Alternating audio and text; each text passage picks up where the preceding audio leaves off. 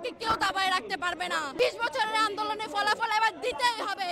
যৌক্তিক হওয়ার পরে আলোচনা কিসের? যৌক্তিক দাবি হলে আলোচনার কোনো দরকার নেই। আমরা যেখানে যে আন্দোলনে আসি তা আজকের আন্দোলন নয়। এটা 2004 সালের আন্দোলন, এটা 2009 সালের আন্দোলন এবং এটা বিগত 20 বছরের আন্দোলন। আমরা ইতিমধ্যে 2024 সালে কৃষি মন্ত্রণালয়, তারপর হচ্ছে খামারবাড়ি এবং কৃষি বিষয়ক কারিগরি শিক্ষা বোর্ড সবার সাথে দেখা করার পর স্মারকলিপি দেওয়ার পর তারা আমাদেরকে বলেছিল যে আমাদের দাবিগুলো সম্পূর্ণ যৌক্তিক। যৌক্তিক হওয়ার পরে আলোচনা কিসের? যৌক্তিক দাবি হলে আলোচনার কোনো দরকার নেই। আমরা আমাদের 8 দফা দাবি পূরণ দেখতে চাই। আমরা এখানে আজকে আসি নাই, আমরা আমাদের ক্যাম্পাসে শান্তিপূর্ণভাবে বিগত 4 দিন ক্লাস এবং কর্মসূচি বাদ দিয়ে আন্দোলন করেছি। প্রশাসনিক ভবনে তালা লাগিয়েছি এবং প্রশাসনিক সকল কার্যক্রম বন্ধ করে দিয়েছি, কিন্তু আমাদের শিক্ষক মহোদয় সেই তালা ভেঙে দিয়ে আমাদেরকে উগ্র করতে বাধ্য করেছে এবং আজ এখানে মানববন্ধন পর্যন্ত টেনে এনেছে। আজকে আমরা এখানে কৃষি প্রশিক্ষণ ইনস্টিটিউট শেরে বাংলা শিক্ষার্থীবৃন্দ এবং আরও 17টি এটিআই এর সকল প্রতিনিধিরা এখানে উপস্থিত আছে।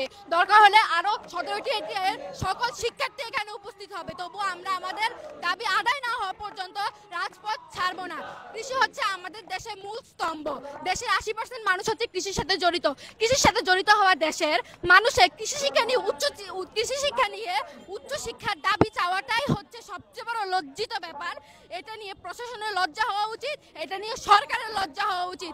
আমরা দাবি চাইতেছি, ওদের এটা লজ্জা হওয়া উচিত যে কৃষি নিয়ে দাবি চাইতেছে, যেখানে কৃষিতেই দেশ চলে। 80% মানুষ কৃষির উপরে নির্ভরশীল। তারপর রয়েছে হচ্ছে উপসহকারী কৃষি কর্মকর্তাকে দ্বিতীয় শ্রেণী কর্মকর্তা হিসেবে গ্যাজেট প্রকাশ করতে হবে এবং হচ্ছে সার্কুলারের ধারাবাহিকতাটা বজায় রাখতে হবে। সার্কুলার দেওয়া হয় 4-5 বছর পর একবার, কিন্তু প্রত্যেক বছর কৃষি ডিপ্লোমা থেকে অনেক শিক্ষার্থী কৃষিবিদ হয়ে বের হয়ে বেকারত্বে ভুগছে।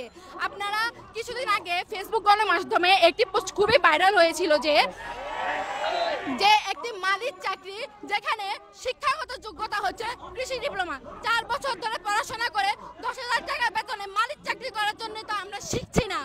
আমরা শিখছি কৃষককে শেখানোর জন্য, আমরা শিখছি দেশকে এগিয়ে নেওয়ার জন্য। দেশকে এগিয়ে নিতে হলে উচ্চশিক্ষা প্রয়োজন। উচ্চশিক্ষা কোনো বিজ্ঞান না, কোনো দয়া না, এটা হচ্ছে আমাদের অধিকার। আমাদের অধিকার আমাদেরকে দিতেই হবে। খুবই লজ্জাজনক ব্যাপার হচ্ছে এটা। সবাই যৌক্তিক দাবি বলা সত্ত্বেও আমাদেরকে আজ পর্যন্ত কোনো কিছুই দেয়নি, কোনো লিখিত বিবৃতি, কোনো গ্যাজেট কিছুই প্রকাশ করেনি। যৌক্তিক দাবি বলে আশ্বস্ত করেছে, আমরা আর আশ্বস্তে বিশ্বাসী নই। আমরা লিখিত বিবৃতি চাই, আমরা ফলাফল চাই। আমরা দাবি আদায় না হওয়া পর্যন্ত ক্লাসে ফিরবো না। সকল প্রকার প্রশাসনিক এবং একাডেমিক কার্যক্রম থেকে আমরা নিজেদের বিরত রাখছি এবং আমরা দরকার হলে সামনের দিকে আরো কঠিন থেকে কঠিনতম পদক্ষেপ গ্রহণ করব, কঠিন থেকে কঠিনতম কর্মসূচির ডাক দিব।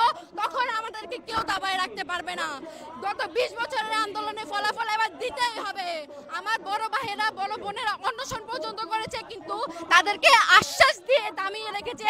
আমরা আর আশ্বাসে বিশ্বাসী নই, আমরা ফলাফল চাই।